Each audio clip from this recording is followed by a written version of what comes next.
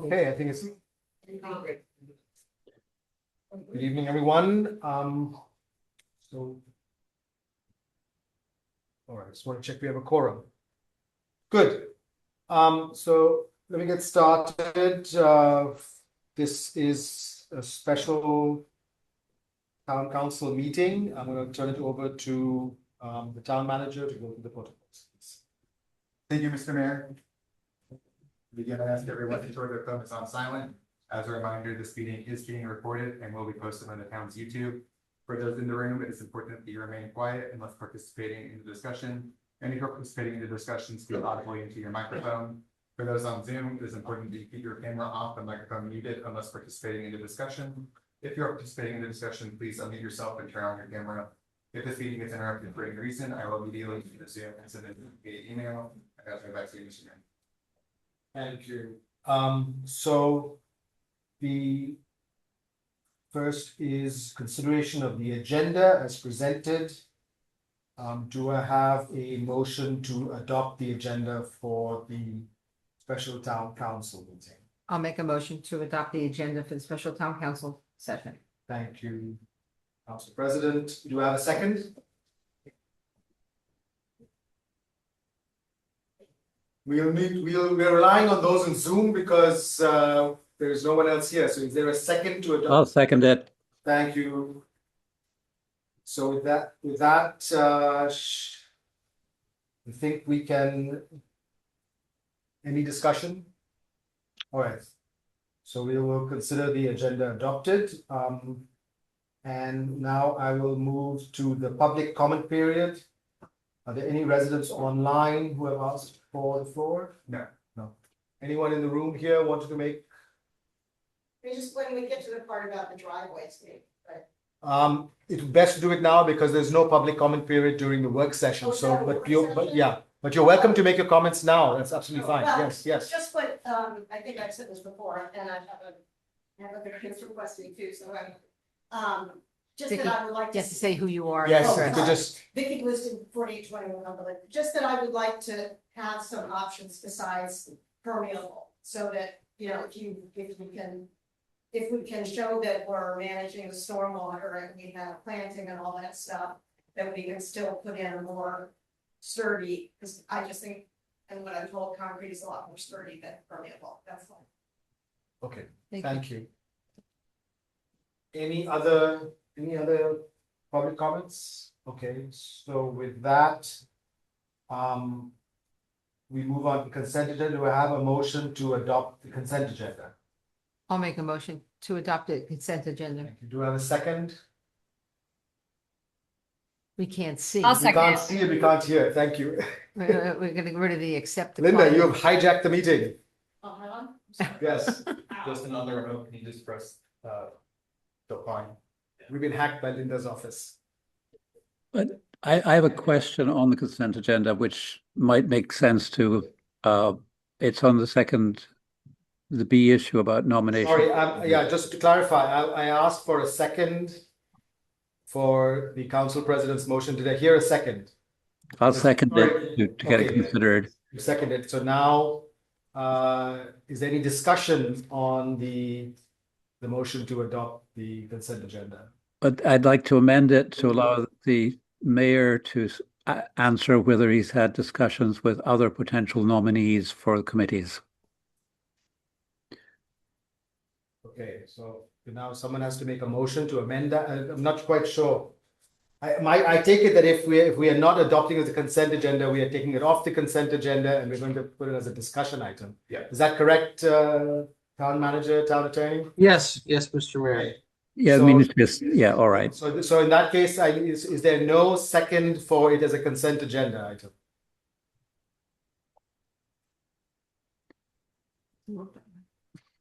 Okay, so there's no second, so we will do it as a discussion item. I'm opening it up for discussion. Robin, you had a question. Right, yeah, it is. Have you had discussion with other potential nominees for the committees? Yes, and for the council meeting on July 6th, there will be a second tranche of nominations. Because Thank you. we'll see all the committees have headroom still in that. That's all I needed. Okay, thank you. So let me then return to that. Do we have a motion to adopt the nominations? For the consent agenda. Well, that's no longer consent, but now it's a motion to, Motion to adopt the chairs as nominated by the mayor and the members as nominated by the mayor. so are you making the motion, Robin? I'm making that motion, yeah. Thank you. Is there a second? I'll second. Thank you. Is there any discussion? Okay, there's no discussion. All those in favor, please confirm you're okay with it. Thank you. Aye. Thank you. So with that, we will consider the nominations adopted and we can, is there a motion to adjourn the special town council meeting? A motion to adjourn the special town council meeting. Thank you. Is there a second? Second. Thank you. Any discussion? All right, with that, we will consider this special town council meeting adjourned and we will now move on to the work session. Can I make a motion to change the order? You may make a motion. Yes, please go ahead. Okay. The problem is, can I just show you something? I don't see it on here. This item- oh, this okay, item you're talking about? Yeah, yeah, yeah. Yes. Okay, I wanted to change the order of the meeting. I wanted to discuss the two proposal, the ethics, the discussion on the ethics. It's the last one on it's number 9. I would like to move that to number, I guess, 4. Okay, so there's a motion to just change the order. You're not dropping any item, you're just Okay. proposing to, the motion is to propose that we move up the last item on the agenda to become the first item on the work session agenda and then go in the same order Right. as the rest. Is there a second? Wait, she said number 9, but I'm showing number 9 is discussion on 2 proposals submitted by the Public Safety Committee. No, that's number 8. No, that's number 8. There's. I wonder if there's been a change since what you're looking at, but what I'm looking at shows it as number 9. And I just think for expediency, I'd like to move it up. That's all. Okay. Not a big deal. Okay, so there's a second. Any discussion? Okay, so we will go with that. So the first item on the agenda then will be a discussion on a code amendment regarding ethics. And then just to confirm, we will go in the order, the rest of it, which is building report for the town permit administrator, town manager's report, discussion on committee council liaison assignments, discussion on potential code amendment proposed by town staff, discussion on 2 proposals submitted by public safety committee. So we'll go in that order. So with that, let us open up the discussion on the on this item, which is the ordinance to adopt an ethics law, which is in front before you. And so I'll just briefly say why we have proposed this on the agenda. As you will see from this draft, currently the ethics chapter in our code is quite short. It basically provides the declaration that each of us signs upon taking office. Mayor, the town council members, and town manager, clerk, treasurer, and a single sentence regarding neutrality of officials with election functions. I believe that it would be good practice for the town of Somerset to adopt a somewhat more robust chapter on ethics. And I will turn over to the town attorney to elaborate. What we have proposed here is essentially to follow the model of other municipalities around us. I think we have tried to keep it as light as possible while being much more comprehensive. So, for example, you see there that there are definitions, the question of how interests, in the context of conflict of interest, how interests are defined. There's section on gifts and so on and so forth. So my hope is that that we can all agree that it would be beneficial for the town, for good governance to have a stronger ethics chapter in our code. And then this would apply also again to the mayor, council members, and the town staff. It also proposes an ethics commission, which is, I believe, what some of the other municipalities also have. I know we had discussed reducing the number of committees when we last met, so this would be, minus X plus Y. But I think it's important to have that to in effect provide a certain level of transparency and confidence in the government. So I'm going to open up for discussion. Before I do that, Ron, can I turn over to you? Are there any additional points you'd like to make? Sure, yeah, just by way of background, under state law, municipalities are required to have a local ethics ordinance that requires creation of a local ethics commission and elected officials to file annual financial disclosure statements disclosing all stock and similar investment interests they have. However, small municipalities are exempt from that requirement. So in our area, most of all the jurisdictions are exempt, except for the town of Chevy Chase and Chevy Chase Village. So elected officials in those two jurisdictions do have to file these rather detailed financial disclosure statements. State law recognizes that that can have a chilling effect on getting willing volunteers to run for office. So small jurisdictions are exempt, including the town of Somerset. However, even though small jurisdictions are exempt, most, in my experience, have something on the books with respect to ethics. As the mayor noted, your current town code is rather slim. And so I think EJ's written a simple ethics ordinance, which I've reviewed and edited, looking around, borrowing some things from here and there, including Martin's editions.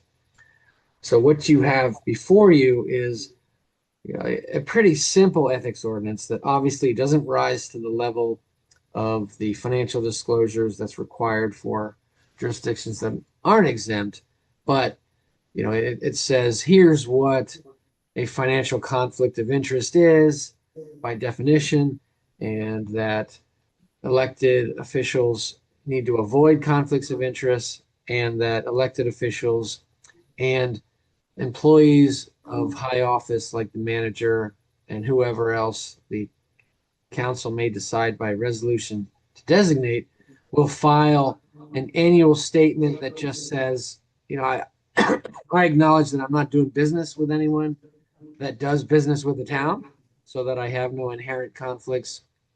And this would require candidates for office to file that as well. And it would establish this ethics commission to review the annual disclosure statements and decide whether candidates have filled it out completely, and to be available for advisory opinions. If a question ever came up, hey, is this a conflict of interest? Should I recuse myself? Someone with that question would have the ability to ask for an advisory opinion from this 3-member ethics commission. So the ordinance would require appointment of a ethics commission of 3 members. They'd serve staggered terms. And I'm happy to answer any questions you have. I don't know if EJ has any additions as the primary author there. No, I think you covered everything. Okay. The purpose of this ordinance is just to add on some sort of meat to our currently stamped ethics ordinance, but not adding so much that it becomes burdensome on both elected officials and town staff. Great. Thank you very much, EJ and Ron. So let me open up the discussion. Who would like to go first? Debbie? I can go first. Yeah. I have a question and then a comment. Ron, Yes. how do we go about picking an ethics commission? Do these people have to be lawyers? Do they, how do we get these people? I mean, what do we look for in these people? Yeah, I don't think it requires any specific discipline because they'll just be administering this ordinance, which is, I think, rather simple and easy to apply. In my experience, lawyers do tend to be the ones to volunteer. So you would issue a call for candidates, and just like you've done in the past for other committees and the Board of Supervisors of Election, and yeah, and select volunteers among those who answer that call. Okay, well, we don't have many lawyers in town, so we don't have No. to, I'm sure we won't be overrun with those applications. I just wanted to say, when I first saw this, I read it and I was horrified at the financial disclosure thing. I said, oh my God, what is this? How do I do this? And then as I read through it, I realized it was rather simple and makes a lot of sense. And I think this whole document makes a lot of sense. And I don't think we have to anybody has to worry about the disclosure. It's really simple and I don't think it puts anybody on the line in any way, to worry about. Yeah, yeah. Really sorry. burdensome in the town of Chevy Chase and Chevy Chase Village. And when the law came out requiring it, which was about 10, 15 years ago, it followed on a law at the federal level. And obviously the intent of the law is to allow the public to see whether their elected officials have any conflicts. But then there was this Washington Post article who the author had, I guess, requested all this financial disclosure statements through a FOIA request. And the title of the article was "See Who in Congress Has Made Sound Financial Decisions," right? So the article was just based on who's done well in the stock market, not whether they had any conflicts. So, yeah, just to your point, Debbie, the potential for misuse is there, but luckily we're exempt. And as you noted, this is aimed at keeping it very simple. Okay, Yeah. good. All right, any other comments? The idea is that we will introduce this at the July 6th council meeting. Usual step is introduction at one council meeting, adoption at the other. So I mean, I like personally use Lee's trees to, service my trees, but I pay them. So there's no problem. No, no. Okay. It would be a problem if, you had a family member that was a part owner of Lee's Trees, and then you're Got it. deciding on the award of that contract. yeah, I had a few things to add. I was a little, wondering if it would have a chilling effect to your point, Ron. If it becomes too burdensome because all council members, I mean, we say elected officials, but we're all volunteers here. So you would want to not dissuade anyone. So sounds like it's not going to be onerous and it's you're sort of self-declaring interests. In that spirit, the one thought I had was, I mean, the key question is really, when do we have any conflicts related to decisions we are making in the council, right? Like permit decisions, for instance. Do we want to spell that out more explicitly in the declaration? Because that's really at the heart of the conflicts that might arise. Like if I have a financial stake in a developer, for instance, through a family member or through myself directly, we probably want it to be disclosed and understood, and I may need to recuse myself from that decision. So I think that I wondered if we needed to make that explicit because that's really where the rubber meets the road on these matters. The other thing that occurred to me was the independence of the Ethics Commission. So all the council members are volunteers. We don't draw a salary. The mayor draws a salary, and so if the mayor is the only person appointing the Ethics Commission, I wonder if that would be seen as an independent commission. I think it will, in our small town culture, I think it'll be fine, but I wondered if we wanted to structure it in a way where if it's a 3-person, it's one person nominated by the mayor and 2 people nominated by the council kind of thing. So it always is seen as truly an independent commission. That was the other thing that occurred to me. And the last bit, if I read it carefully, there was a dollar threshold, but it's different two parts of the document. $50 at one point and $20 at another point. I don't know if you want to just double check and make sure that that's reconciled. I read it earlier, and unfortunately, I don't have my notes in front of me, but I think I saw two different dollar thresholds. And this is a minor point, but you may want to just do a quick eyeball before we adopt it or introduce it or whatever the next step is. So just those two main comments were sort of, do we want to, it doesn't sound like it's onerous, but do we want to make it more explicit on these specific issues? Because that's where the rubber really meets the road. And then on the creation of the commission, do we want to make sure that it is truly, created in a kind of spirit of independence? Yeah, sure. So to the first point, disclosing interest in development companies, builders, I think that's a good point. And so if you would look at the bottom of page 4, the bottom of page 4 basically lists what questions will show up on the financial disclosure statement. During the prior year, did you have any private interest in anyone who does business with the town, etc.? And then number 6 is other such questions that may be deemed appropriate by the town council. So that's a catch-all that would cover this. So when the council approves the form of the financial disclosure statement, if any of you have ideas about additional questions that should be added, then that can be done. And that could be another question. Do you have any interest in development companies or builders that do business in the town? That could be an express question. The second point, who appoints? So the current proposal was to follow the rest of the charter and say the mayor appoints with the approval of the town council. So actually, the mayor and the council are going to have to approve all 3 members jointly. But that could be tweaked if you want. But the goal here was, the thought here was just be consistent with how we do the other committees. Yeah, that makes sense. I just wondered if you're required a higher bar or a different formulation, given it's effectively about ethics and it's going to come down to those, once in a while narrow issues. Yeah.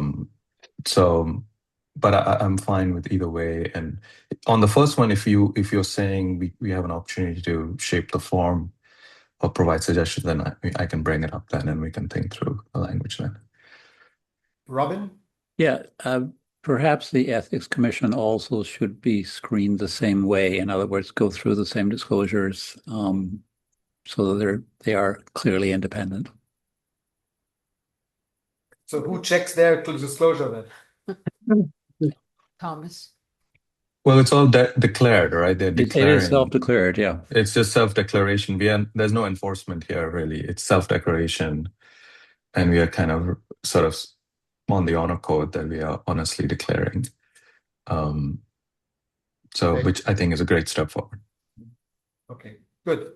All right. So I think we've had a good discussion on it. I think it's clear that we will bring this for introduction at the next council meeting.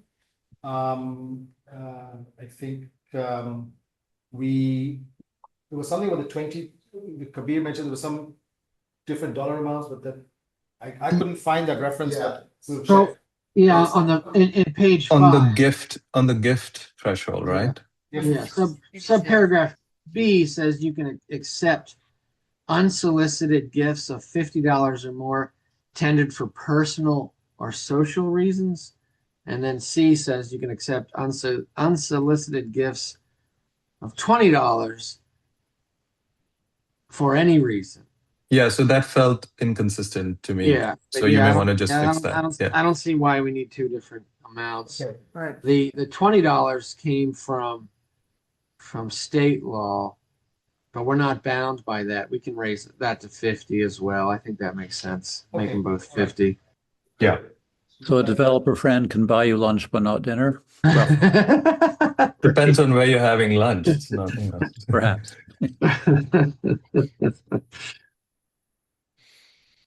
Yeah. Okay. Good. Thank you very much. So we move on to the next agenda item.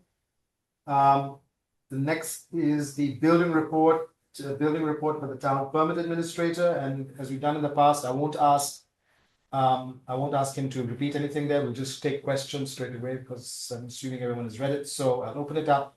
Any questions for Steve regarding the monthly building report?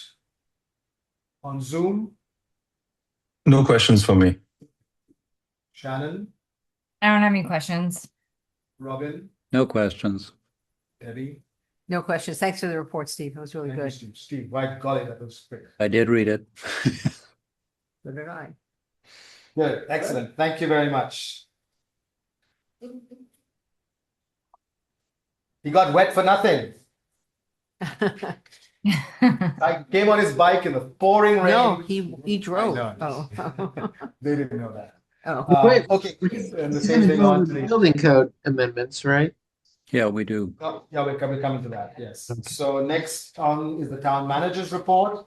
Again, I'll open it up for questions. So, I have a question. Shannon, yes, go ahead, please. Okay, so when it says like the Cumberland Deal sidewalk connection, the funds committed 53,750 that are ARPA, those funds are just to Dewberry, right? It has nothing to do with any of the work or bidding because none of that has been done yet, right? That is correct. Okay, and then with this, like what is the next step on that? Because being a resident of that section, are you planning on like notifying neighbors? Like how is this gonna run? Yeah, so working on the RFP, and we're gonna send out a letter to all homes on Little Cumberland and Beal Place, notifying residents of the RFP's existence, sharing the plans with them, and then letting them know that they can come and ask questions to town hall if they have any. So then how does that like, so I mean, I know that there were, at least from Dewberry, there were maybe a couple different options of like how they would do it. Are they gonna pick the option that they think is the best? Well, for this connection, this is a relatively small project. There's only one option, and it's just to, I can show the plans if I'll send out the plans to the council, but it just connects the Deal sidewalk and Cumberland sidewalk in the most non-intrusive way possible. There's no, it's a relatively not minor project, but minor in disturbance to the town. And then will those plans that go out to all the residents on Little Cumberland and Deal? Yeah. So the plans will be included with the notification. Yes. And Yes. then if there are any issues, they can come and talk to the town? Yep.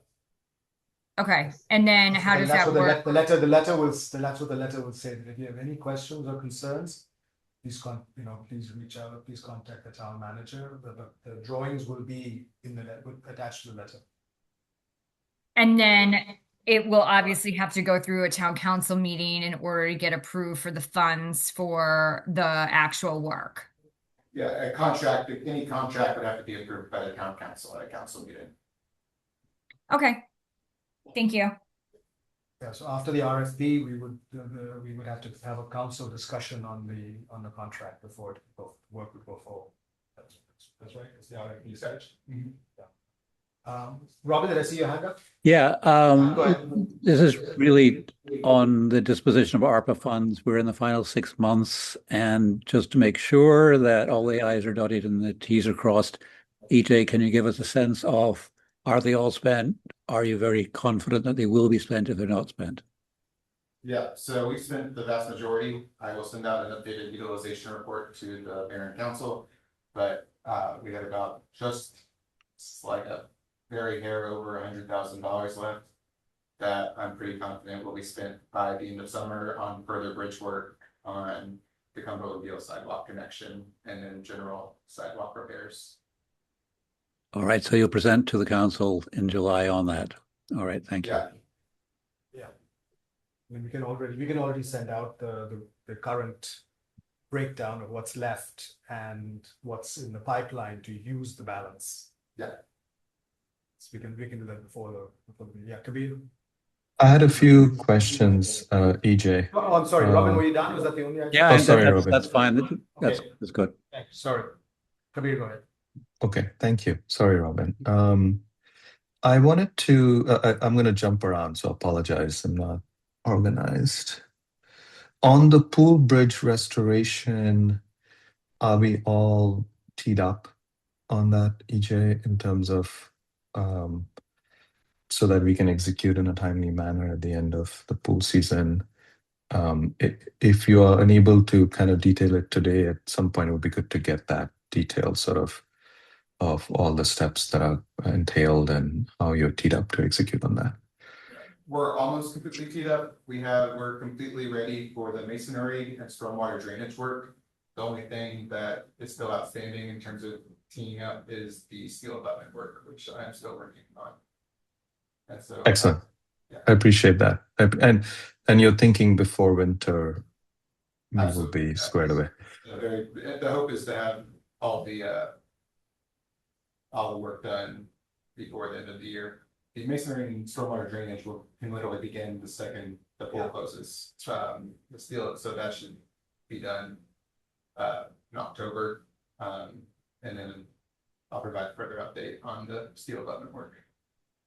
Excellent. And then I have noticed in recent months a rapid deterioration of the speed humps and speed breakers in our town. And I know there's no funds yet committed. And I'm just wondering what's your thinking on that front, because they seem to be sort of accelerating in deterioration across town, possibly because of just rain and erosion over time and so on and so forth. Yeah, so the situation there is that the original contractor that was lined up to do all the work stopped responding to town correspondence, and so we're no longer working with them. And so were you emailing or sending letters? Were you emailing? Email. All right. Yeah, emailing, and so when they stopped responding, we stopped working with them, and so we have secured a new contractor, and they are working on a proposal right now.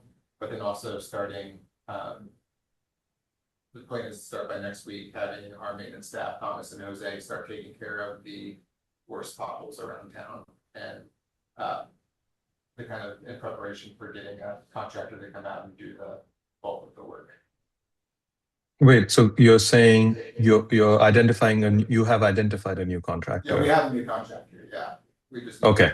Do the proposal. Yeah, we've identified Okay. the new contractor, but the new contractor will not be able to do all this immediately. Until- because of contracting. So what EJ and I agreed is that our maintenance staff should go ahead and do the most egregious potholes and breaks now. Makes Yeah. sense. Yeah, we were holding back on that. We thought the contractor would do everything, but now, as you said. It's gotten a lot worse. Yeah, it's gotten gotten a lot worse. worse. So since we have staff who can do it, and it's an emergency short-term emergency repairs they can do. So that's. Okay, That's perfect. All right, yeah, go ahead. Okay, then two more things. Sorry, guys. Pedestrian scale lighting. Yeah. This is to figure out the plan to Yeah. do it, Mhm. and we are still on track for that. And can you give us a quick update on that? A little bit more detail beyond what's in the doc.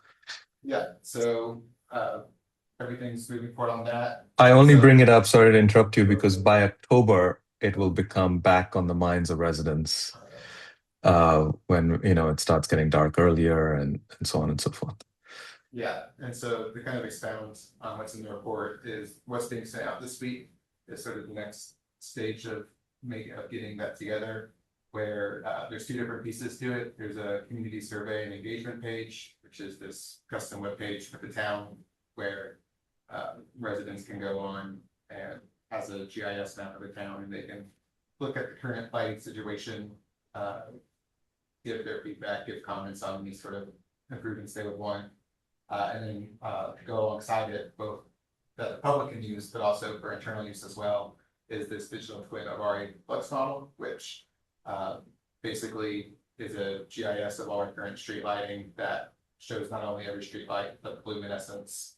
It shows where there's gaps in our lighting system currently, where we might not only, it's gonna be helpful to decide for the council if we want to do not only pedestrian scale lighting, but also if there's any other spots in town that we might want to add any street lights to that don't already have it. And so once we send this out, give residents time to use it, and then they can take that and incorporate it to the final reporting. Okay. And then lastly, I have a very active committee member at home, and so there's lots of dinner conversations. And one of them is around the woodlands.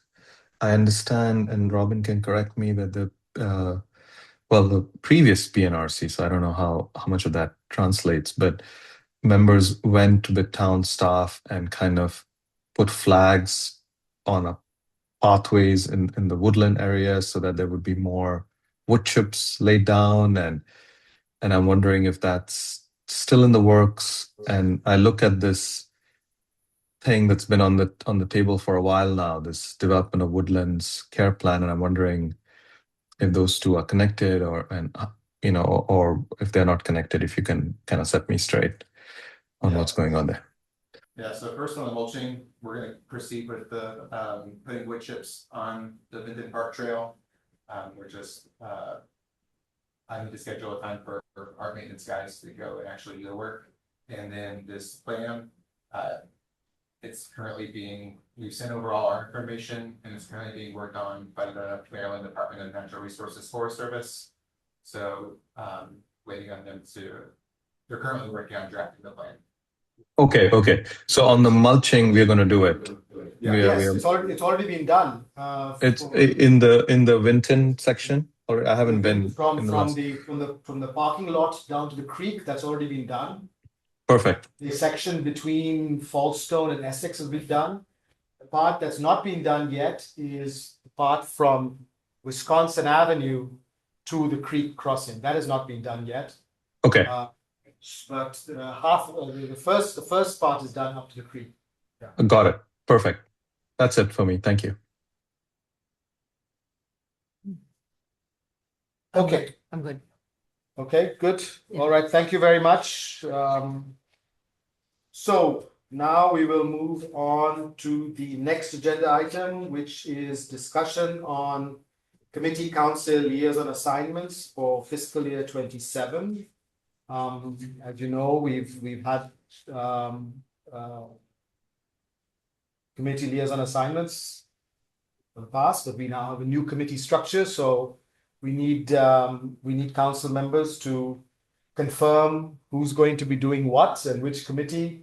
I'm going to turn it to all of you to figure out how you want to divide it up. I mean, I will only say a few things. I would say one is, I think, obviously some sort of burden share understanding is important amongst yourselves. I also say that it's important that the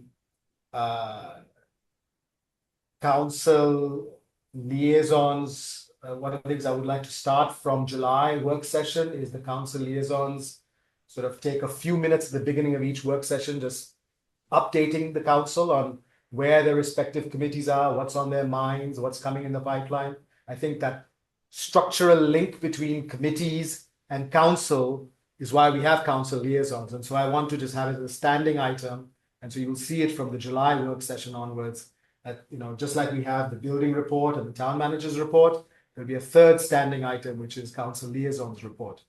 And the last thing I was just going to say is that, I think we I mean, of course it's up to you, but I think it's fine to have some flexibility on how each one of you carries out your roles. I don't think there's one size fits all.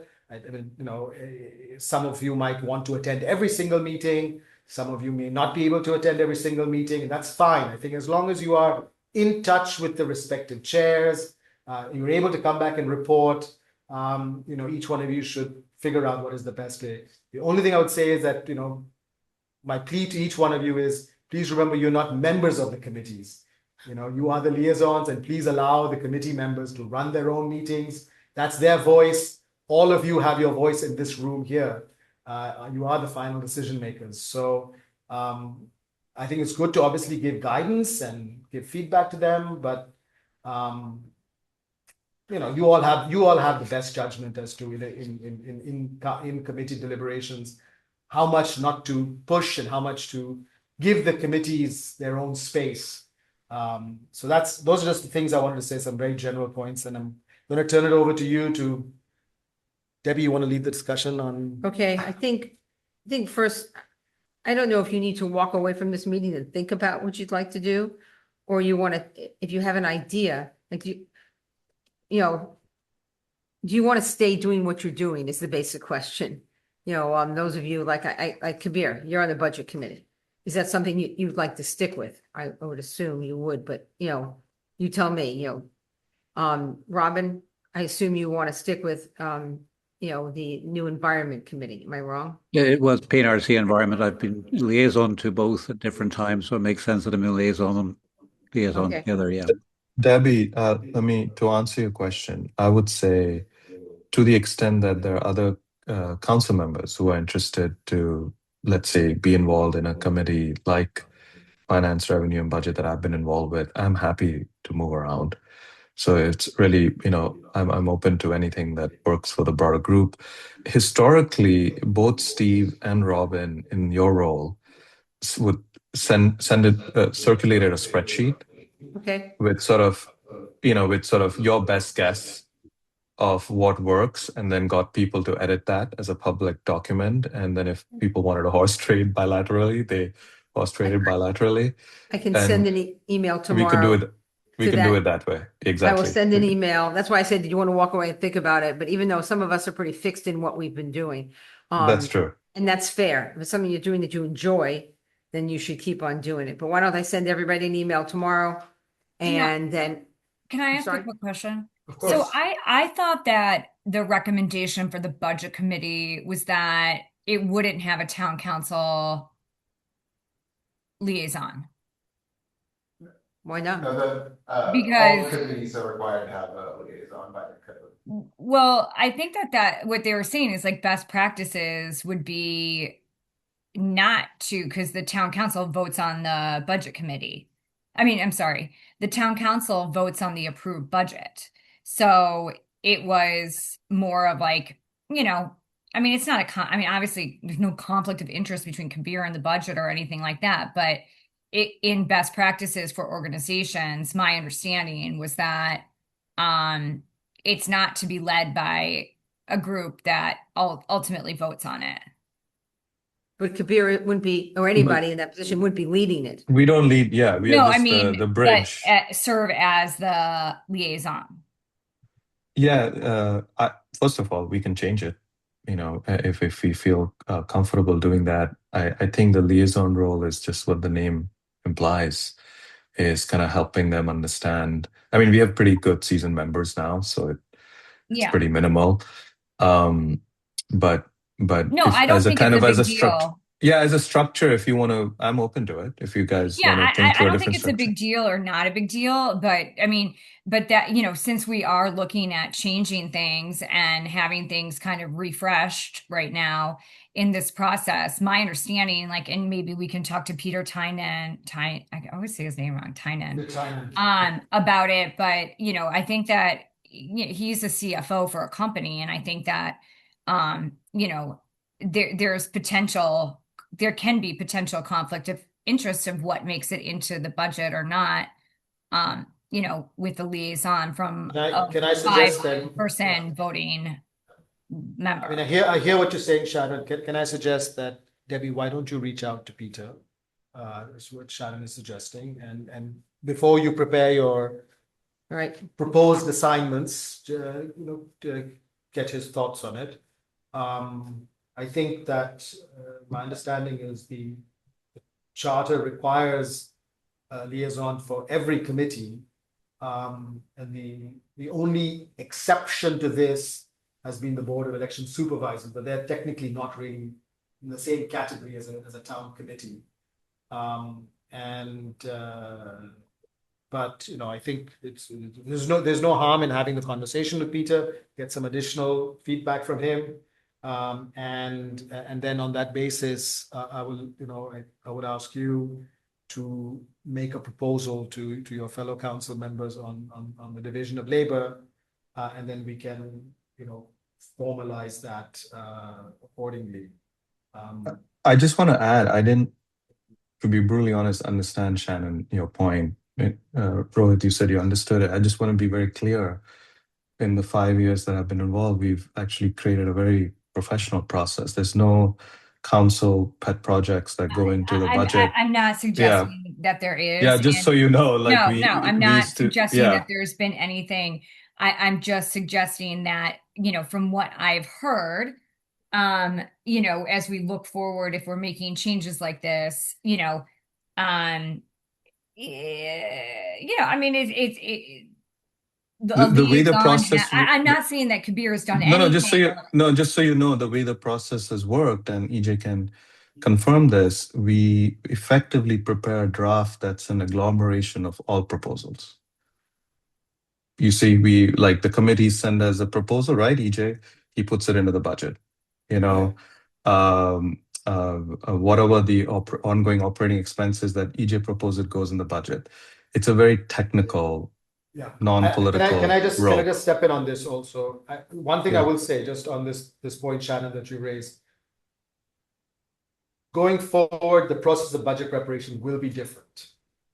It is the mayor's budget. The mayor will prepare the budget with the town manager going forward. The budget committee's role, we will look into how they have a very important role to play. Agreed. But just so you know, historically, it's been an agglomeration. There's been no, because we've had historically a mayor that hasn't leaned in on that. So it's really been an agglomeration of proposals that come in, and it's a technical draft that comes before the council. And what I try to do is kind of clarify questions that come up that we already know about how the town functions in those meetings. So, and it's a pretty seasoned group, so it has worked very well. And if you wanted to evolve it, I think they're a good group to evolve it with. But I don't know what you're implying, but there has been no such. It's been a pretty. I'm not implying anything. Okay. I just want to be very clear. There's been no. The reason it's very fuzzy what is being discussed. I'm a very straight shooter, so it's very fuzzy to me what's being discussed. But I can tell you historically. The reason when I say I understand what Shannon is saying is I understand fully that she's not making any insinuations. But the point she's making is that it's a reasonable question that she has in her mind, and there's no harm in checking with the chair if he has any thoughts on it. But I think my own view is that there's probably no reason to change, or that there should be a council liaison on the budget committee. Just like any other committee. As I said, what will probably change is the way in which the budget is prepared. That makes sense. I mean, I long wished it would be that way, but I think that's totally fine. That's not relevant. I have to say when Rohit asked me to think about this, I really saw this as checking the boxes to make sure everybody liked what they were doing.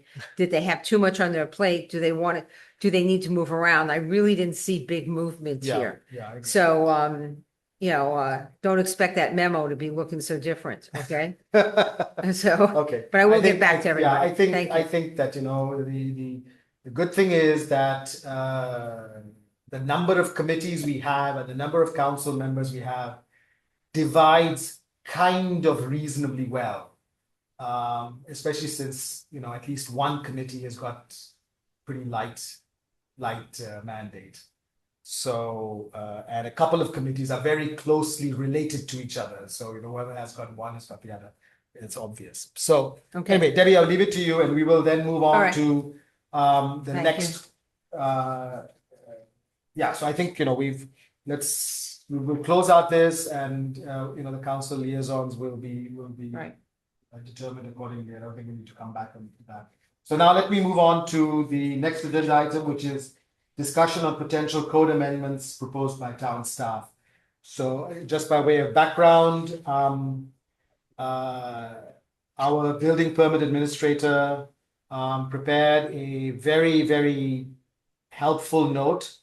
I think we are extremely unfortunate to have someone who is an engineer and a Navy vet who can think this way, because it's very systematic, and he basically wrote a lessons learned note of the past year,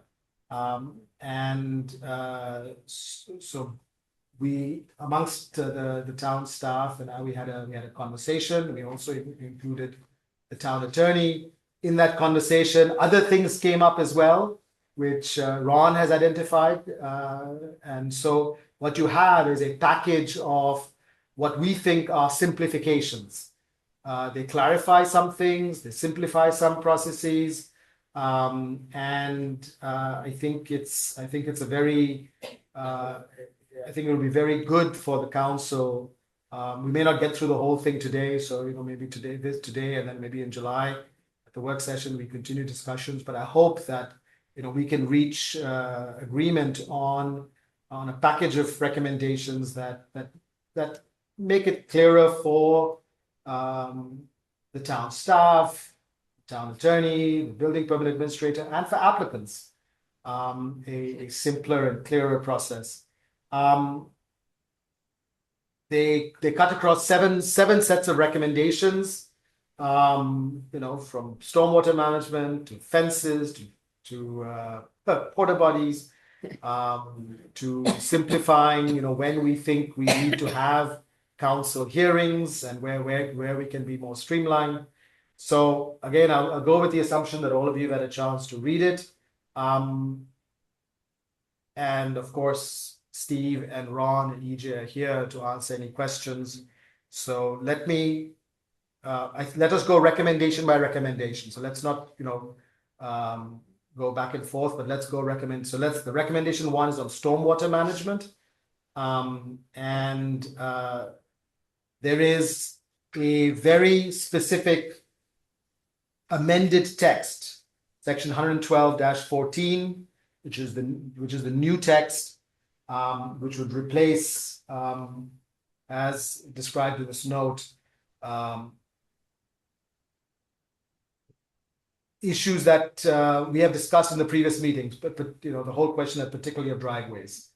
And so I think this revised text addresses that. But let's open it up for questions and comments. And as I said, Steve and Ron are the brains here behind the formulation, and of course they're happy to answer questions. So let's take recommendation one, stormwater management. Floor is open. What a shy crowd. I support that. I think it makes sense. I just want to clarify one thing though. Yes. As a process, we are discussing these proposals today. How are you, Rohit and Steve, envisioning the process? Because some of them are pretty substantive and meaningful. I just wondered if it would be worthwhile having at least a couple of work sessions around them. But I would love to kind of get some clarity on how you're thinking about the process. I'll turn to Ron in a minute. My thinking is that those items on which we can agree on in today or again in July, we come back with specific amendment texts. Got it. Okay, that's perfect. That's perfect. And then there are maybe some things, as you say, which may take us more than a couple of meetings to discuss. So, but I think we should not wait for the whole package to be agreed. We should move those things in which there is clearly 3 votes on the council. Let's move forward with them. So on the first recommendation, I think it's a sort of sensible modernization, so to speak, to do the tiered approach, and so I'm in support of that. Thank you, Shannon. I think that, yeah, I mean, it removes that driveway requirement, which I think is a good removal. Robin? Yeah, obviously eliminating the permeable driveway requirement is necessary. But the other piece of it is saying that we shouldn't allow 150 square feet addition without, which we are currently doing, without a stormwater management plan. And instead have a tiering approach from 0 that way. The issue is that for every small addition that every resident makes, then they would have to have some kind of stormwater management plan. And do we want that is really what I want us to think about. It is a hassle and a burden for them to do that. The 150 square feet that the Stormwater Study Group came up with, they had actually looked around a whole bunch of different communities and there was no consistent standard. Some were at 200 square feet, some were at 250 square feet, some were at 0, yep. Some were, at 400 square feet. They settled it on 150, which was tighter than the median of all the ones they looked at, but still giving that 150 square feet for little projects like small patios and things like that. So it's just whether we want that or not. That's really what we want to think about on that. Okay. One other point I'll bring up, which is reference to the design manual. That's the state design manual, and it's under revision at the moment. The state published a new draft revision manual for comments last year. I provided them comments actually.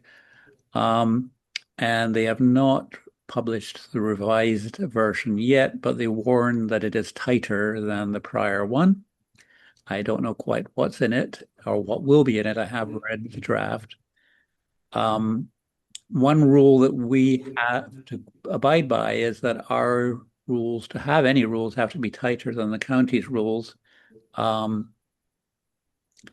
county's going to have to tighten theirs. If the state is tightening theirs, we're going to have to look at ours to make sure that they're still valuable, given the revision of the state's manual. Thank you. Debbie? Were you saying, Robin, that we have to make sure that our rules are viable? Tighter. Tighter. They've got to be tighter. And if the state is tightening their rules and the county tightens their rules, we might discover that our rules are no longer tighter than not tight enough. Therefore, we wouldn't be able to use them. We wouldn't use them at all. I guess what I wonder is that if we always had tighter rules than they did, then maybe we'll just all be on the same page then. We don't have to be tighter. We're always tighter. We can just be, maybe we were good to begin with and they're just catching up to us. Well, I don't know if to that's some extent, reasonable or not. that's what's going on. Some we were good to begin with. They are catching up with us. That's it. They may catch up with us. Yes. Yeah. We don't have to do make work. I don't think if we're good, we're good. So, but for me. Okay, thanks. So I'm going to turn to Steve to address the point, Robin, that you raised regarding, smaller projects. My understanding, Steve, if you can come to the mic on that, is obviously it's called a stormwater drainage plan, but as the note says, that plan provides for simple rules for these smaller projects, rain barrels and so on. So the whole idea is just you say what you're going to do is not the requirement for all kinds of surveys and studies of soil and so on. So if you could just explain what you had in mind for this less than 150 square foot projects. Exactly, thank you. So what I had heard from the council and staff in some previous discussions was that residents were not happy with or were concerned that they were that was just burdensome to get like professional engineers, professional surveyors to do a lot of work to make formal studies and plans for very small projects. So you're putting in a rear patio with 200 square feet or 100 square feet of impervious material, then you have thousands of dollars and time to put this big foam patch together. And I became aware of a simpler approach that's used by section 5, where they refer to the county's guidelines for handling water runoff on small lots. And that would allow, this is just my suggestion for the council to consider, is that for small projects, could be under 150 square feet, individuals would now need to do something about it. But they don't need any formal plans. They can just refer to these guidelines and get maybe one rain barrel. And they just need to tell the council they're gonna use one rain barrel. And it could just be very simple. That's the idea. Yeah, no, right, I understand that. It's just, I want the council to be aware that that change is actually increasing work for some people because they're not doing anything if they've got a project under 150 square feet. I mean, yeah, I'm so glad you pointed out, Robin, and since I was referencing section 5, I should also mention section 5 has a 0 threshold. Any purchased material needs to have some stormwater management for it. That's actually has been kind of impractical, so I don't know if there's some language that the town attorney could propose, if this is what the council wanted to do, to have a clause that for a de minimis increase, when you're increasing the size of a window well, or maybe you're going from a window well to an emergency egress well, and you added 10 square feet of impervious surface material, something really small. Do you really need a plan for that? I'm not sure you do, but I wasn't sure how to craft the language, so to get the discussion started, I didn't have anything. Robin, can you repeat or just recharacterize what you were just saying? I don't think I fully followed what you were saying. The bit that people will not do much under a certain threshold. I didn't quite understand Well, that. at the moment, we allow projects of less than 150 square feet not to submit a stormwater management plan because they're de minimis. They're not very big. And that allows a lot of residents to do small things without going through any of the rigmarole, hiring anybody, so on. Are you Steve? saying they will do a big project in piecemeal manner? Is that what you mean? No, I'm not. I'm saying that it is something that allows residents a little bit of flexibility. Right. Yeah. That's Agreed. all it is. Agreed. And Yeah. what Steve is proposing is it's not much of a burden for small projects that he's requiring of them, but he's requiring something of them. And all I'm trying to say is that I want the council to be aware that change is happening. And do we agree with it? That's all. Oh, so Very good. I guess I didn't understand that. So I don't think that we should make people, I don't think we should change that where it's under 150 square feet, that they would have to submit a plan. All right. Uki.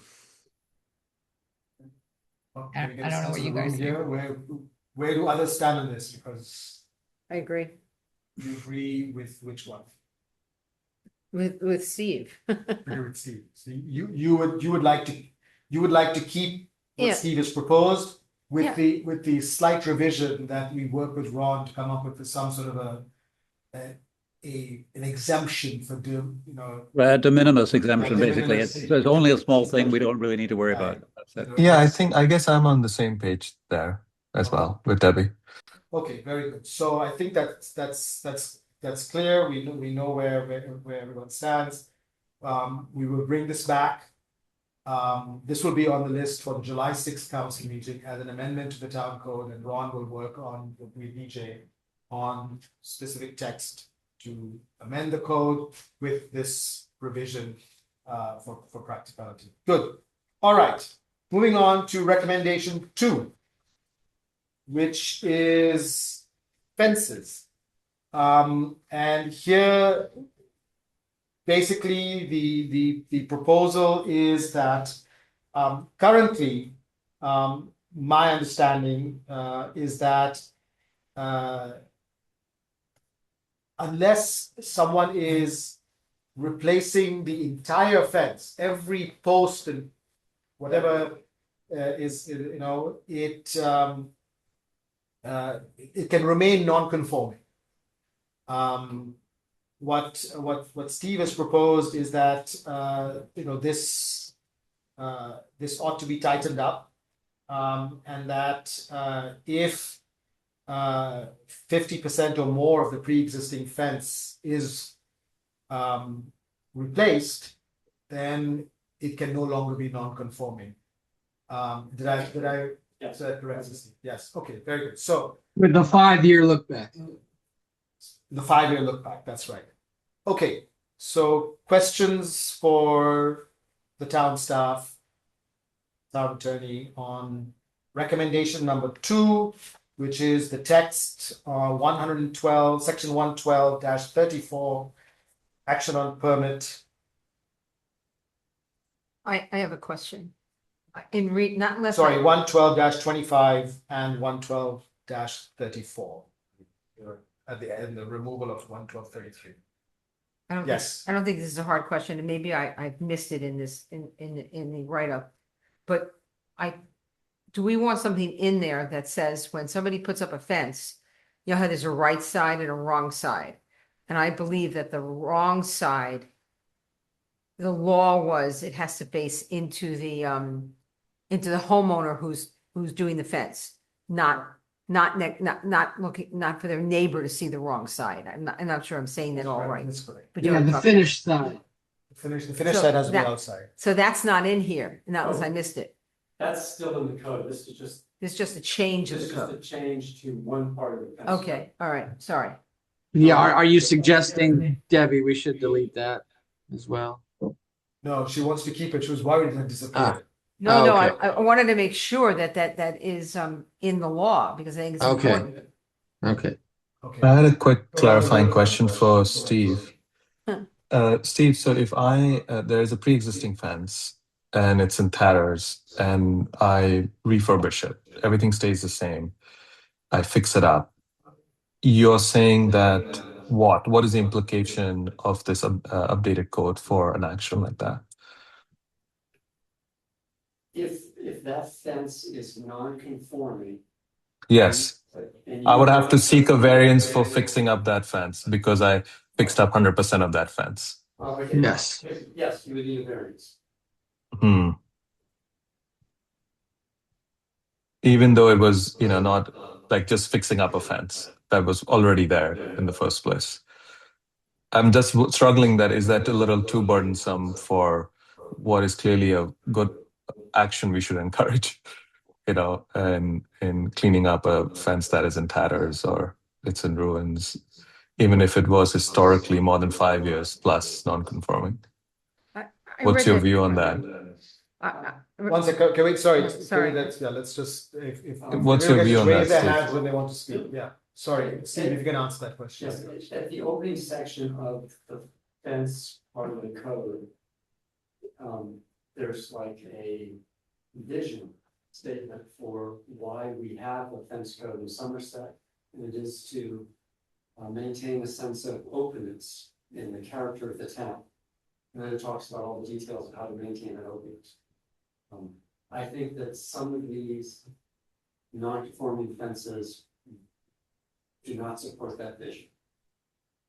And if you walk around the town, there are two fences I go past in particular that in my mind is really subjective, but fit that bucket. That are non-conforming fences and some are deteriorated, and eventually I think that they should be replaced and make conforming. Some, But that's a different problem. All I'm saying is that what you're proposing, which on the surface sounds reasonable to me, I was just thinking of a scenario where there's a pre-existing fence, it's not conforming, and the person just, it's in shambles, and the person fixed it up, so it looks nice. So they fixed up 100% of the fence. In your view, they would have to actually come to the council and get a variance for that. And I'm wondering if that's putting too much burden on what They is would a have- favorable. they would have to get a variance if they want to maintain it as non-conforming. Yes, but Which I don't all think they're is- doing is cleaning it up. You know what I mean? and they're I not. think the principle here is that if you, as long as you're non-conforming, you should come back to the council. You can fix it up and make it conforming. And then you don't have to come back to the council. But I think the point Steve is making is that if you are going to have a non-conforming fence, it should come to the council. Yes, but if it has been, non-conforming for a decade or 15 years and it's in shambles and you're giving it a paint job, and does that, I don't think so so. you're kind You're of not caught in a replacing it if you're doing a paint job. I don't think. Yeah. a paint job will not, a replacement will, like if I change the wood paneling on it, that would be replacement. I'm just wondering if a good action by a neighbor to clean up a fence that exists for so long in the same place could end up penalizing them somehow. And I just want us to be aware of that if we can move forward with it. That was the only scenario that I was struggling with on this one.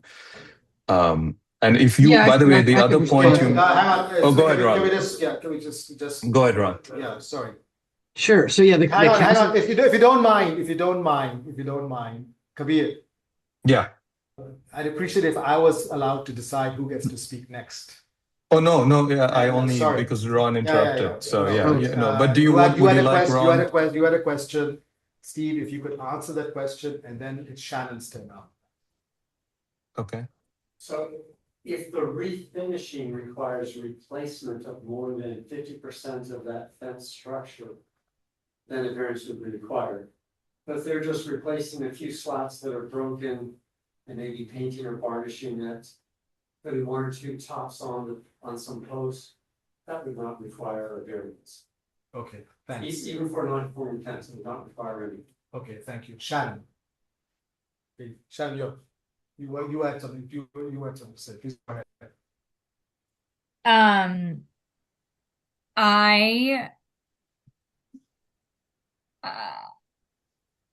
I guess to me, it's really, more about like why these fences would have been conforming and, why, how that impacts it. But I mean, unlike, we talked about the code and having two, if you've got two driveways coming into your house, and that circular driveway, to me, that should be like grandfathered in. I guess for a fence, if it's non-conforming for I don't know what reason it would be non-conforming, I guess I'm not opposed to having it come back through the town council if you're going to redo it. But it's like one of those things, like, is it non-conforming because like the whole house isn't non-conforming? Like we've gotten those kind of variances a lot. So, I guess I'm neutral. Okay, thanks. So Steve, if you can just clarify the point Shannon made, what is an example of a non-conforming fence that might be covered by this? I think there are some houses that have fences that are right next to the sidewalk. And they're tall fences right next to the sidewalk. The town code requires that fences be set back maybe 10 feet from the sidewalk. I think it's even possible if those fences are on the public right of way. Yeah, so those are examples of existing non-conforming fences. Thanks. Robin. Yeah, fences are not houses. In other words, when a new owner buys a house that is non-conforming to our code, we don't require the new owner make the house conform to the code, which would be virtually impossible. But on the other hand, when a fence is non-conforming, it is a whole lot easier to modify the fence. So I think that indeed not allowing the non-conformance of the fence to last forever, but instead pressing it on the change of ownership of the house. And I mean change of ownership because some homes are inherited rather than sold. So it would be change of ownership of the house. The worry over a neighbor painting his fence, no, it's 50, Steve was saying it's got to be 50% replacement. More than 50% replacement requires a variance at that point. Okay, thanks. Ron, any, I think that if there are any issues that you want to clarify, Ron, questions raised by council members. Yeah, to the extent it helps, there's a general concept in building regulation and zoning. Nonconformities are allowed to be maintained, but they can't be replaced because there's a public policy underlining the change in the code. And the thought is generally, you know, if someone's just maintaining what they have already, then they should be allowed to keep it. But once they go through the expense of replacing the whole thing, it ought to be replaced in conformance with the new code and the new public policy. But if there's some reason to allow nonconformities to remain in perpetuity, then they are expressly grandfathered in the code. So some jurisdictions will say, with respect to your house, if you lose your house to an act of God or nature, fire, what have you, you can replace it in kind in the same footprint. But if a developer is buying the lot, tearing it down, and building a new house, that new house ought to be built in conformance with new public policy and new town code. That's the general rule. But Good. Okay, thank you for the clarification. Can I have a sense of the room here on, shall we bring this to the July 6th council meeting as a code amendment, or would you like to have further discussion at the next work session on this subject? I think you've heard Steve and Ron clarify all the points. Council President. I'd be comfortable bringing it to the council meeting. I think this one is ready to go. Does anybody have very strong views in opposition to this suggestion? I'm not fully convinced on it, but I wouldn't characterize them as strong views. I'm still not clear on the scenarios, and actually, Steve, your explanations made me think you have other things on your mind that you want to address with this. So I wondered if we should tackle them as well. But to answer your pointed question, Rohit, I don't have strong views, but I'm not 100% on it. But if others are for it, then we can move forward. Yeah. Robin Shannon. Yeah, as far as I'm concerned, the fence rule can go to council. Yeah. Yeah, I don't care. Okay, good. So we will bring it back as an amendment to the code. It'll also, of course, between now and then, if there are additional clarifications, Kabir, that you need, of course, it gives us time to address those. Okay, very good. So moving on to, thank you for that, Steve. Moving on to number 3, HVACs. I think many of us have felt that this is probably a little bit dated, given technological progress. And so Steve, EJ, and I have proposed changes to the code. And so you will see that in 112, the new 112-8. It would basically be, I think, quite a significant streamlining. So I'll open that up. Robin, would you like to go first? Yeah, I agree that later model air conditioners are a whole lot quieter, and indeed there have been no violations of our noise ordinance. I don't know, in 20 years now, something like that. So we don't need it. And so, yes, absolutely, when air conditioners are being replaced in the same location and at the same power as the prior one, then that's the way it should be written, and that's how it is now written. So that's fine. The only thing I ask is get rid of the references to heat cool pump in there. They're called heat pumps. They're not called heat cool pumps. They're just heat pumps. Some of the time in the text it's called a heat pump. Some of the time it's called a heat cool pump. It is just a heat pump. Okay, just fix the English. That's all. Thank you. Noted. Thank you, Shannon. Yeah, I mean, I agree. I agree, but now, so the part about the town manager sends written notice to all adjoining and confronting property owners, that's only if there's gonna be a brand new HVAC that's not replaced in the same location, or is that also, That's correct. That's correct. okay, Yes. okay. Yeah, I'm okay with this. Correct. Yeah. That is- Sorry, That is correct. I was talking out of turn there. For a moment, I thought I was way beyond my. Sorry. Okay. I have a question. Shannon, are you done? Yeah, Okay. Kabir? I'm with Shannon. Makes sense to move forward with this. All right. Debbie, your turn. My question is, right now, if you need a new heat pump, you have to get a permit from the town and pay a fee. If you are just replacing same place, just a new heat pump, do you still need a permit and do you have to pay a fee? Yes, Why do you have to pay a fee? it's just the code is written. So I think this is a good point that, and Ron, please correct me if I'm, my understanding is that, the purpose of the fees are really to recover our costs. It's not a tax.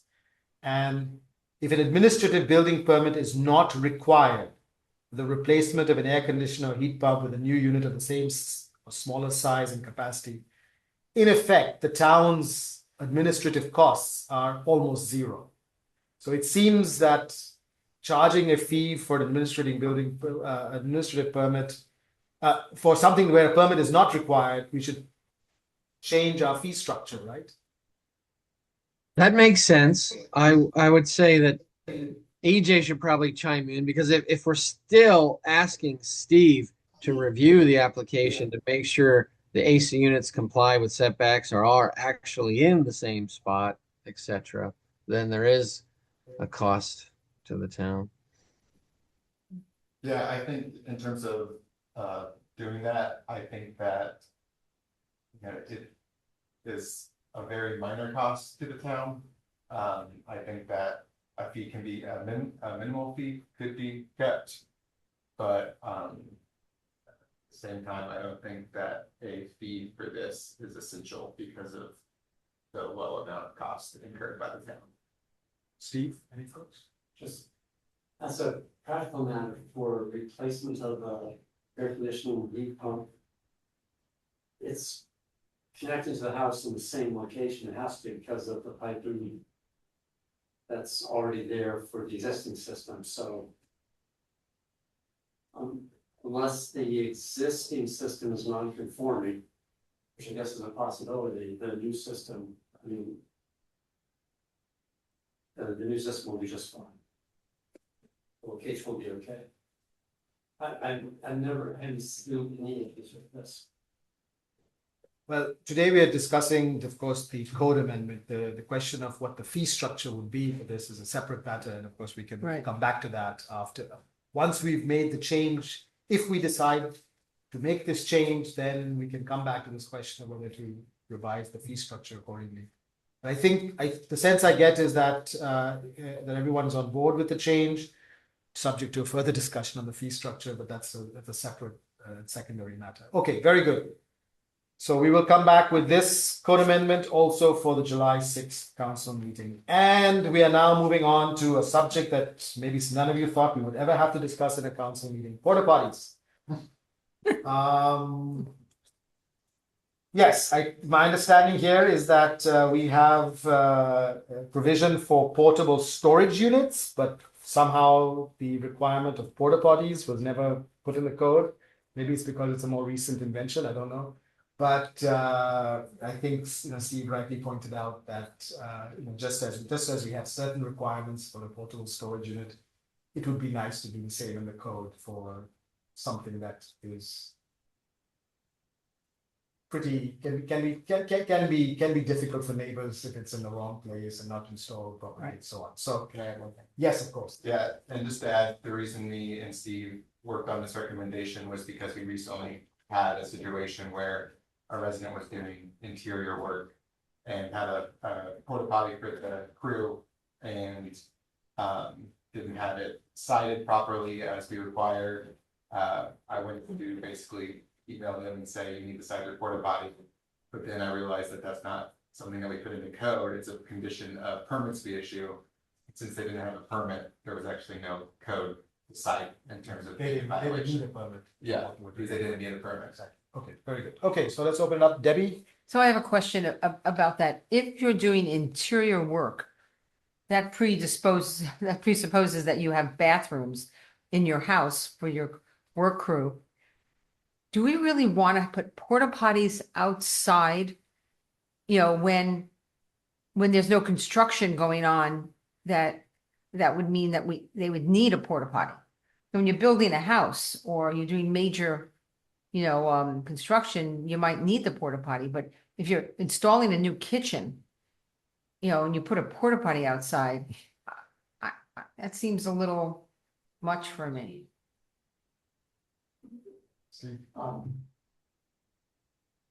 I presume that the contractors, because it's required of the homeowners, want to say nobody on your crew would use our toilets. Or as a matter of convenience, the contractor says, I'm just gonna put in a porta potty for my team. But EJ and I had seen this for some interior construction projects and landscaping projects. Driveways. Yeah. And driveways. Yeah. Various types of projects that have not required a town permit, so without a town permit requirement, there was no leverage for the town manager to require proper placement of those porta potties. Can we, if people are just doing an internal project, can we require the porta potty to go in their backyard Well, let's instead of their discuss it. instead of their front yard let's for everyone to discuss it. deal with? Let's discuss it. Okay, Kabir. No, I think this makes sense. I'm surprised we don't have it in the code. I mean, we regulate food trucks, but not porta potties, so that's a shocker. So right away, absolutely makes sense. And the fact that it emerged out of lived experience with EJ and Steve, is even stronger for me. It's we're responding to a gap that we've observed. So I'm all for it. Just to clarify, Kabir, do you have any views on what Debbie just said regarding requiring them to be in a backyard I don't know. I don't have a strong view on that because everyone's home arrangement is different. Some people, like my home, we don't even have a backyard effectively. So it all depends. As long as it's on their property, I suppose, and not in the right of way, I would be comfortable with that. But happy to go along with what others feel. That feels like a next order issue that we are dealing with, which is it's unseemly. And whereas the first one is it in the government right away or not? And I think that's the more important one. Okay, thanks. Shannon? I agree with Kabir. I mean, yeah, I think we need a policy or, we should know if people are putting up porta potties. Yeah. Okay, great. Robin? Yeah, all good developers, of course, should know to shield their porta potties in refined neighborhoods such as our own, but they don't apparently, as was evidenced. Therefore, we do need this rule. Okay, very good. So we will come back with this code amendment on July 6th. And forever and ever, hopefully we will never have to discuss porta potties in a code amendment again. Okay. Moving on to recommendation 5, just mindful of time, we may not get to 6 and 7. Recommendation 5 is a proposal to streamline decision making on various kinds of permit applications. I think before I turn it over to the council members, I would like Ron just to walk through the logic of the table there, because I think there is method to this. Go ahead, Rob. Yeah, thank you. So we've discussed this, some of you, in the past about permit approval processes. The town of Somerset is somewhat unique in that it has a hearing for all permits. Neighboring jurisdictions tend to allow permits to be approved administratively by the manager and mayor or manager and chair.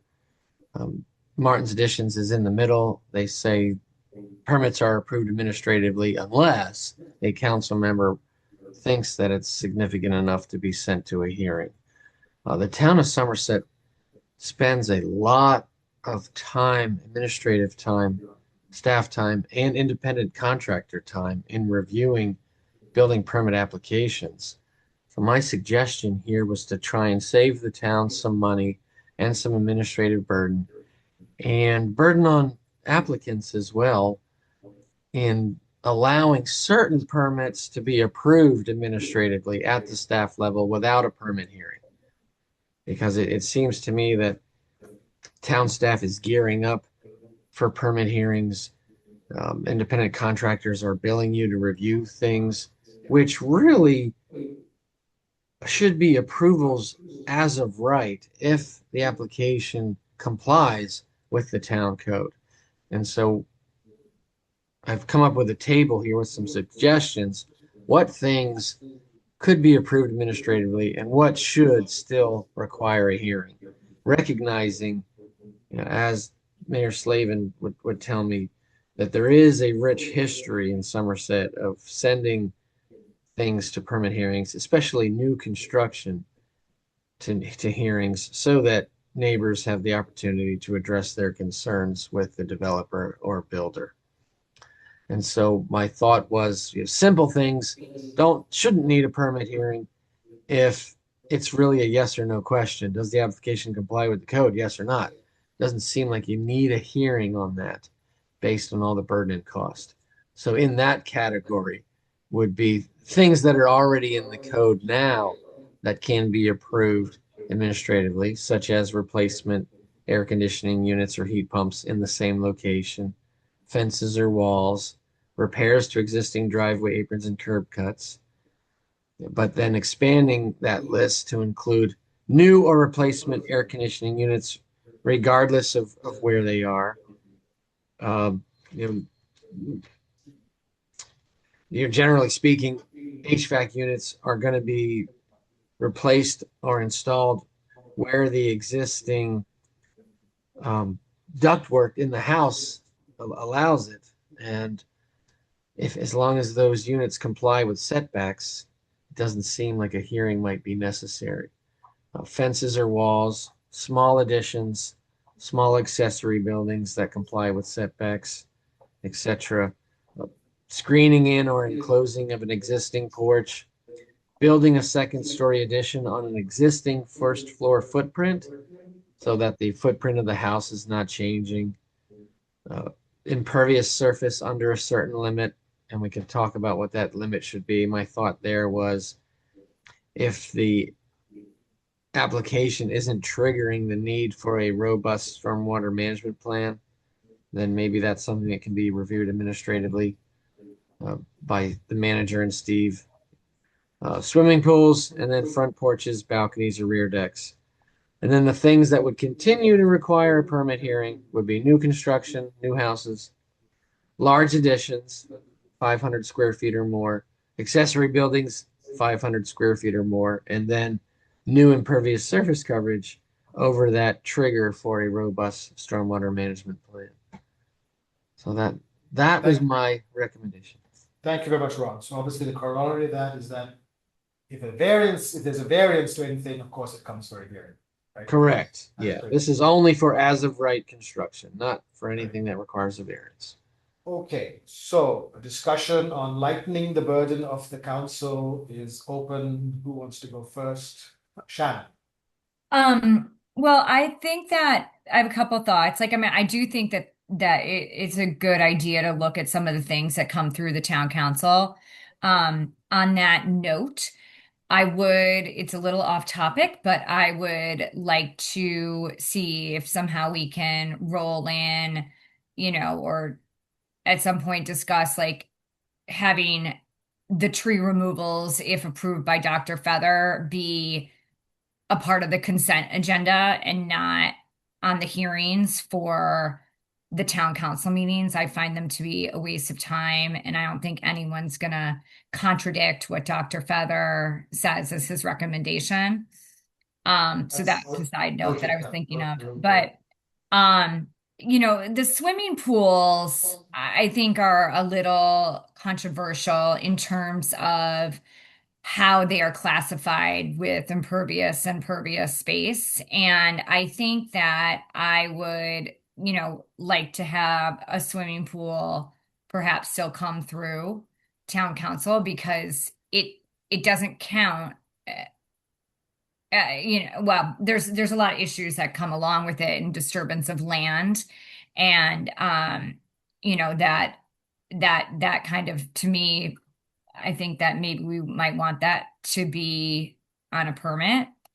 The other thing is accessory building of 500 square feet or more. I don't know. If I decided to put in, like a 1-car garage in my backyard, would that be 500 square feet? I don't know the answer to that. Is it? Yeah, you could probably have a 500 square foot 1-car Depends on garage. the size of your car. Yeah, But I mean, like, I you guess think- that, you I think guess, of it like, 10 by 50.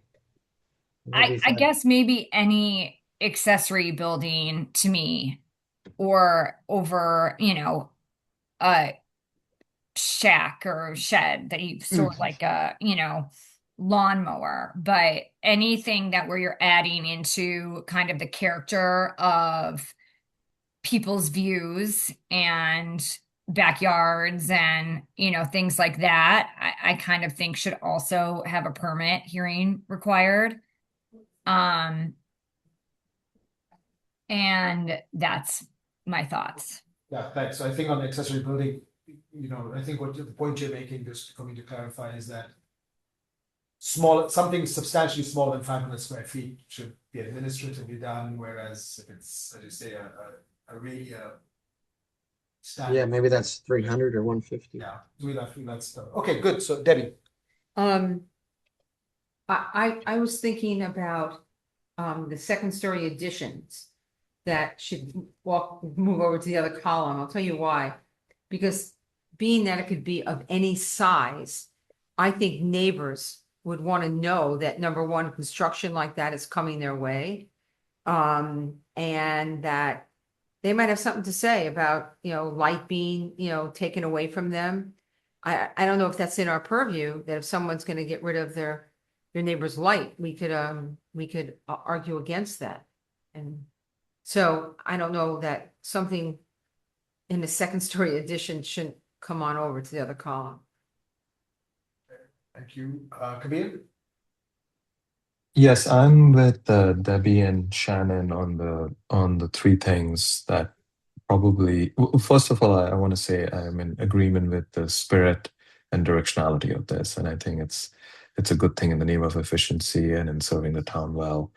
Secondly, I do think what Shannon mentioned with pools and ADUs and what Debbie mentioned with second story, the real value of the council is when there are neighbor concerns. This is the forum in which they can be aired, potentially, hopefully, we all hope, in an impartial way. And so those are issues that are more likely to raise neighbor concerns. The pool, as Shannon noted, could have effects on the neighbors. ADUs could have effects on the neighbors. Second story, 100% will have effect on the neighbors. So we may probably want to bring those into the council. The second thought I had was, even for the ones that are getting administrative approval, I think you're going to do this anyway, but I just wanted to articulate it, which is we probably want to record it. There should be some sort of a written format of the administrative approval, which is then shared with the council, or the council is made aware of. Would, I think, be a sensible thing to do. And then I don't know whether we've thought through this, but there probably should be an appeal right baked in. So maybe a 10-day window for folks to appeal a decision. Again, I'm just thinking about those outlier things, we've been surprised a few times on the council with things that, long running historical issues between neighbors and things like that. And so if there is a potential for people to appeal, that might be a sensible thing. So those three things that Debbie and Shannon mentioned, I also felt we may want to reconsider, despite sharing the broad spirit of this, creating some sort of a written record in a written format that then shared with the council as an FYI, and then some sort of appeal. And then to Shannon's addition, I think that makes a lot of sense to move the tree approvals to the consent agenda. I think it's good to have visibility. I think there were people, I'm thinking of a Patty, there were some people who had very strong views that it's worth for the council to have visibility on this. So to the extent those views are still out there, as long as it's on the consent agenda, at least we have visibility. If a neighbor or someone told us, look, I'm not sure about that tree, we can always raise it in a council meeting and move it off the consent agenda. Excellent, good. Very good. Robin.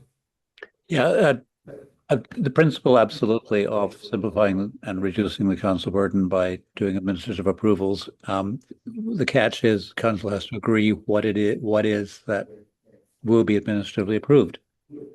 So as long as we can work that out, then I am fully in favor of it. I will say, Shannon, by the way, the swimming pool is a large impermeable surface, so it would probably come to council anyway because of that.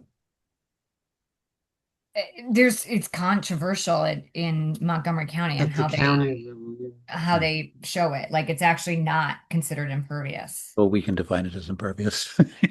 So can I suggest this, just being mindful of time, that I actually do what I'd like to propose is that we close out this document now, because I would like to spend a little bit of time now on the Public Safety Committee's recommendations, and we can come back to recommendations 6 and 7 at the next work session. I think we've made fantastic progress on 5 out of 7. So my quick takeaway on this recommendation 5 is that we will move accessory building, we will revise accessory building of 500 square foot or more to a smaller number. And that smaller number, we Steve, Ron, EJ and I, we just need to discuss that smaller number in light of what all of you have said. So I think Shannon was pointing out that things like small sheds for lawnmowers is one thing, garage is another. Second story additions will move to the left-hand column. Swimming pool will move to the left-hand column. We will definitely have a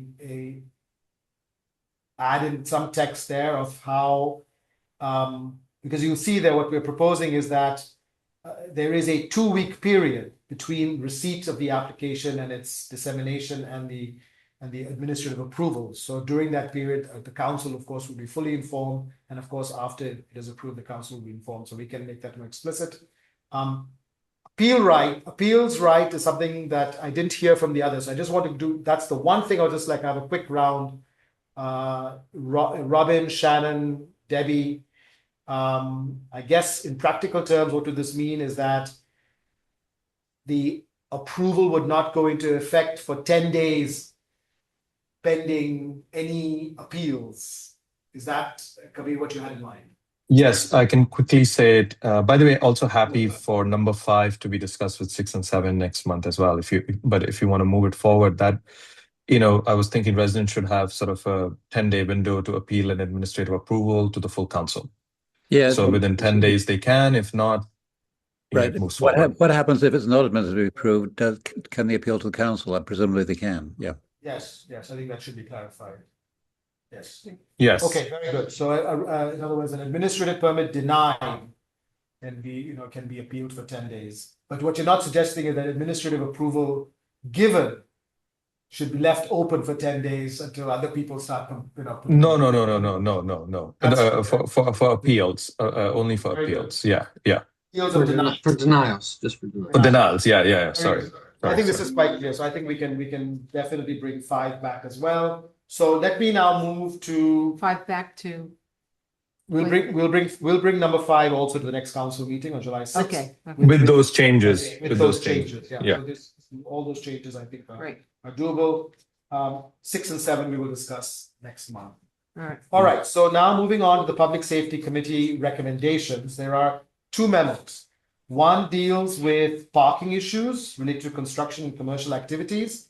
The other one deals with the sort of providing adequate notice to residents of building permit applications. Look, my sense is that we may not have time to do both. Can I get a quick take? Which one would you like, if we have to do only one today, which one would you like to do today? Adequate notice. Adequate notice, very good. I Any agree. objection to that? None. No, I'm Okay, fine with good. it.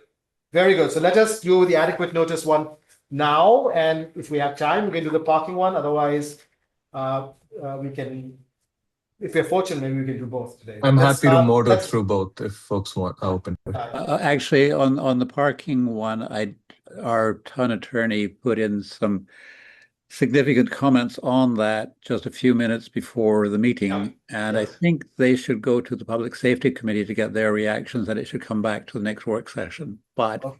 All right. Understood, discuss- understood. Yeah, let's discuss that in a minute. But anyway, right now, we're talking about the recommendation regarding code amendments to provide adequate notice to residents of building permit applications, permit hearings. So discussion is open. Who would like to go first? Shannon, yes, please go ahead. Well, I support this because I have been trying to push forward longer lead times for a while now. And my only concern with the recommendation from the Public Safety Committee is on whether or not the 72-hour window to get out from the time that application comes in for the town staff, if that's really a doable request. And I definitely think that if we're going to say 72 hours, if we do think that that's doable, it should be 72 hours of business days, and not include the weekends. And I don't know, EJ, what are your thoughts on that? Yeah, I think that the 72 hours could be a administrative burden. I will note that something that me and the mayor have discussed that we are starting to implement is that currently we require applications to be due on the 10th of the month. So going forward on the day after the 10th, we're going to send out an announcement to the town of all applications received by the 10th that could or could not be discussed at council meetings or issued administratively. I think that 72 hours, especially if it's not verified business days or not, could prove to be an administrative hurdle. And then I will also note that currently the recommendation says not only for permit applications, but concept plans or notice of intent to file as well, which could as well present just not necessarily be burdensome compared to just permit applications. But I do want to note that sometimes when we get intent to file, they may never end up actually filing for permit applications. And so I just want there to be a mechanism to make clear which projects are actually being applied for and which are not, and make sure that the town is aware of projects in the pipeline that are going to be either administratively approved or on the agenda. Do you think that it makes sense, like if you guys were to look at the proposal as is, and then maybe kind of write your own timeline of what you think is doable from the town perspective, and then maybe we can resurface that back at a later work session? So let me just clarify something here. So currently, as EJ was saying, the requirement is for a permit application to be submitted on the 10th day before the month before the council meeting. What Steve, EJ, and I have agreed is that on that 10th day is the final permit application. There is no further revisions, discussions between the applicant and the town. Whatever had to happen should have happened before that 10th day. All the pre-meetings that take place have to happen by then, so that pretty much after that 10th of that month, as quickly as administratively possible, the town would make the permit application public and therefore also available to the council. So there is no, what I want to clarify is that what's been happening until recently is that applications are coming in until on the 10th as required by the code, but there are still ongoing discussions sometimes after that. And one of the things we've changed is that we've made it clear to applicants the discussions stop on the 10th. Otherwise, that's one of the reasons why applications sometimes are coming 2 days before, 1 week before the council meeting or whatever, because these discussions go on after the 10th. And so now the whole idea is to tell applicants, you're basically putting your final. Of course, there could be some minor revisions here and there, but on the 10th, that should be the final, so that gives enough time. What this proposal from the Public Safety Committee would do is to lengthen that time, which I think, definitely has merit. That currently, if the 10th day of the month means that, you have the shortest month in February, that's 20 days, the shortest period. Now this would be at least 30 days before, which I think is entirely doable. I think we just need to, I think the point you make is regarding business days for sure, that it should be within, and I think that Kumar Vaswani is, I think, online, and I think subsequently he has sent a message to the council proposing that this 72 hours be revised to business days, which was, I think, one of the residents had proposed that as well. But the one point I'd make is that this question of whether concept plans and notices should also be included in this code, I think this needs a lot more discussion and thought. I think permit applications, absolutely, but to also require concept plans and notice of intent and so on to also have the same 30 days and the whole notice period is not without some administrative costs. But Shannon, go ahead, and then I want to turn it over to others. Well, I think that the 10th deadline is too soon. Because like in your February example, you had 18. It's not 20 days, it's 18. Yeah. And depending on when those dates I was counting fall, leap years. Yeah, you're right. Sorry. Yes. no, it's not a leap year, right? It's just 28 Yeah. days in February. But and a lot of those can fall on week Sure. No, I agree. and Yeah. dates. So I think the 10th deadline is too late for Yeah. proper notice for neighbors. Yeah, no, I don't disagree with that. Yeah. I agree. I was just pointing out what the current situation is that the Oh. changed. Got it. Robin.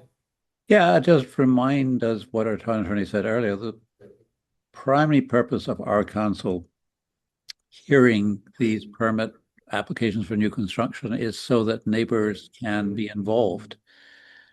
And if we don't give the neighbors adequate notice, then we're just failing all across the board. So it is absolutely essential that we give the neighbors notice if we're going to go through this process. And so 30 days or 20 business days or 30 business days. Yeah, absolutely. Excellent. Good. Thank you. Kabir. Shannon is absolutely right. She has been asking for this for a while. I think in the past, we have not been able to act on it because of, town staff and is it possible to pull it off given all the moving parts? So to the extent that we are hearing now that it's possible to pull it off, I think this would be great to move it forward. I think I saw a lot of materials, but I saw some of the materials that like at least 1 or 2 applications have been with town staff for 2 months. So there was already sort of a 2-month window in which the town staff have been working on it. Maybe to your point, Rohit, they were not finalized and there were lots of moving parts. And so to the extent that it can happen sooner, it is going to be better for residents to engage even we on the council struggle with these materials. They're complicated, they're hard to read. And so the more time you have, the more you hear from residents. We don't always have to take what residents are telling us, but it's always valuable to hear from them, and so I'm saying that the more window we can give, the better. And so it's really up to the town staff and the town hall and whether you can execute on that. And if it's doable, because the notification is part of a chain process here.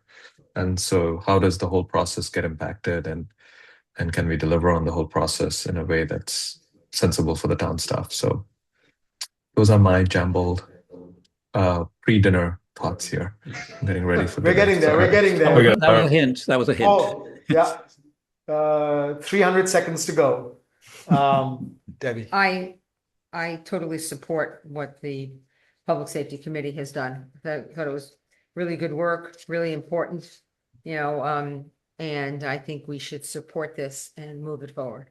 Great, thank you. Okay, good. So I think to me it's clear that we will come back with a code amendment that requires 33 days notice of any building permit hearing, that the town staff will make the permit applications available 3 business days after receipt. So 3 business days after the 33rd, 33 minus 3 business days, that's the 30 days. That's my calculation of how the PSC came up with those numbers. I would like to really understand from Steve and from EJ whether it is more practical to focus only on permit applications, or whether we're also going to include concept plans and notice of intent to file in this whole process, because that is, in my view, quite a lot of extra, but I would like to hear from those who actually have to do this work. Steve and EJ, any thoughts? It's clear that any building permit application needs this 33 minus 3. So that's all straightforward. But what about concept plan and notice of intent? Because that is in this draft of code amendment number 1, and I want to be clear from everybody whether we're coming back with that or not. Steve. I'm generally good with concept plans. Yeah, well, so that was going to bring up is, the part of the issue is, I think that it completely is doable to do building permit applications, since it's very clear when the building permit application has been completed, because it's not always clear what we can consider a concept plan or notice of intent, because sometimes we'll get just asked a question. There's a very solid definition of receipt of a building permit application that the staff can follow, and is very clear. The idea of a concept plan or of a notice to intent to file is a lot more nebulous, and there's not really any clear definitions on what those would mean. And I actually think that it could be a risk, kind of not risky, but it could be, we don't want to confuse residents where they think that a neighbor has filed a permit application, but really it's only a notice of intent to file, or that they've submitted a building plan but it's only a concept plan. I think that could be a risk if all 3 are sort of put together in a code amendment. Great. I think I happen to agree with that. And so if you don't mind, I think when we come back with the proposed amendment, we're going to focus on a building permit application. But of course, you all have the opportunity to discuss it at the next council meeting. So my understanding is correct. Ron, if you could just clarify, what this would be an amendment to section 112-8? So that everybody. I don't have the exact code section in front of me, Mr. Mayor. Action on permit 112-8. That's just so that everybody knows what is going to be changed. 112-8A. Where is it in our sheet? No, it's not on your sheet, it's in the town code. So Oh, okay. Yeah.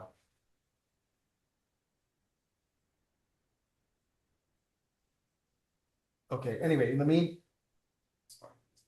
yeah, so I'm going to give the last word to the chair of the Public Safety Committee, recognizing that, Mr. Chairman, there are some hangry council members and mayor over here. Thank Over to you. you. Can you hear Also, me? Mbappe is playing, so we have to go and We watch. can hear you, France. Go ahead. Let me, if I really appreciate the council sort of poring over these proposals, and I just wanted to say both Robert Stumberg and Ellen Globacar supported these. But just 3 quick points. I won't quibble over whether it's 2 business days or 3 business days, but in the draft code amendments that you reviewed a few minutes ago, it actually says that staff will release, in your recommendation 5, the staff will release them to the public within 2 business days. So that's something the staff is suggesting. Another thing real quick is a variance, as I understand it, is not a permit, or an application for a variance is not a permit.